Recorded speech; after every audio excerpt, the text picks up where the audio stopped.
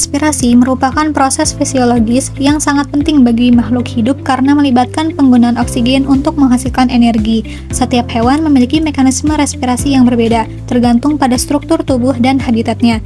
Ikan moli sebagai hewan vertebrata bernapas menggunakan insang, sedangkan jangkrik sebagai hewan invertebrata menggunakan sistem trakea melalui spirakel. Perbedaan ini diduga memengaruhi laju penggunaan oksigen pada masing-masing hewan. Oleh karena itu, melalui praktikum ini kami melakukan pengamatan untuk mengukur, menganalisis, dan membandingkan pengaruh penggunaan oksigen terhadap laju respirasi pada ikan moli dan jangkrik. Assalamualaikum warahmatullahi wabarakatuh. Perkenalkan, kami dari kelompok 3 yang beranggotakan saya sendiri alias Andika NIM 15, Saya Maslahatul Ummah NIM 16. saya Isanil Halimah NIM 33. Kami di sini akan melakukan proyek praktikum fisiologi hewan dengan judul pengaruh penggunaan oksigen pada laju respirasi hewan vertebrata ikan moli Poecilia spenos dan invertebrata jangkrik Dryus metaculus. Berikut langkah kerjanya. Alat dan bahan yang kita gunakan di praktikum ini adalah suntikan, pinset, pewarna makanan, plastisit, aerator, kapas, tisu, alat respirometer, KOH, jangkrik, ikan, dan gelas plastik. Pada langkah kerja yang pertama, kita memberikan perlakuan yang berbeda, yaitu 2 perlakuan pada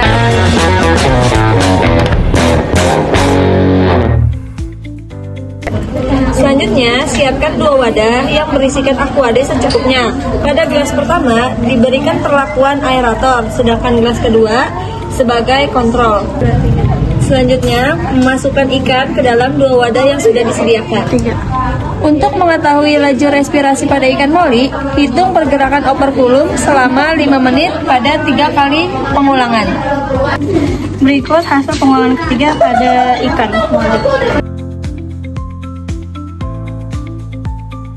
Berdasarkan hasil praktikum, ikan moli yang diberi perlakuan aerator menunjukkan frekuensi gerakan operkulum sebesar 465 kali pada 5 menit pertama, meningkat menjadi 475 kali pada 5 menit kedua, dan 485 kali pada 5 menit ketiga.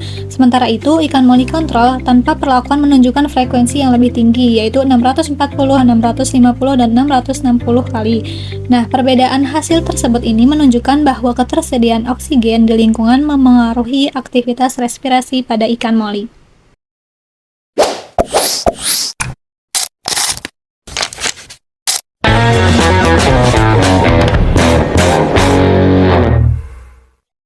timbang KOH seberat 2 gram. Kemudian bungkus KOH ke dalam kapas. Lalu masukkan kapas yang sudah berisi KOH ke dalam tabung respirator. Rapatkan tabung respirometer menggunakan plastisin yang sudah berisi KOH dan jangkrik. Selanjutnya, suntikan pewarna makanan pada pipa respirometer sebagai indikator berjalannya laju respirasi. Selanjutnya, berikan perlakuan yang sama terhadap jangkrik selama 5 menit dengan 3 kali pengulangan. Berikut hasil pengulangan pertama pada jangkrik. Berikut hasil pengulangan kedua pada jangkrik. Berikut hasil pengulangan ketiga pada jangkrik.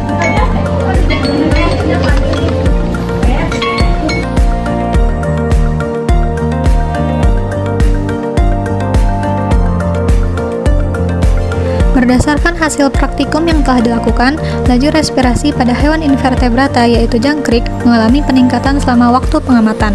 Pada 5 menit pertama, volume oksigen yang digunakan sebesar 0,6 mili, selanjutnya meningkat menjadi 0,74 mili pada 5 menit kedua, dan mencapai 0,81 mili pada 5 menit ketiga. Nah, hasil ini menunjukkan bahwa penggunaan oksigen oleh jangkrik semakin meningkat seiring bertambahnya waktu pengamatan, yang menandakan adanya aktivitas respirasi yang terus berlangsung. Pada praktikum ini dilakukan pengamatan terhadap laju respirasi dua jenis hewan, yaitu ikan moli sebagai hewan vertebrata dan jangkrik sebagai hewan invertebrata. Tujuan dari pengamatan ini adalah untuk mengetahui pengaruh penggunaan oksigen terhadap laju respirasi serta membandingkan mekanisme respirasi pada kedua hewan yang memiliki sistem pernapasan dan habitat yang berbeda.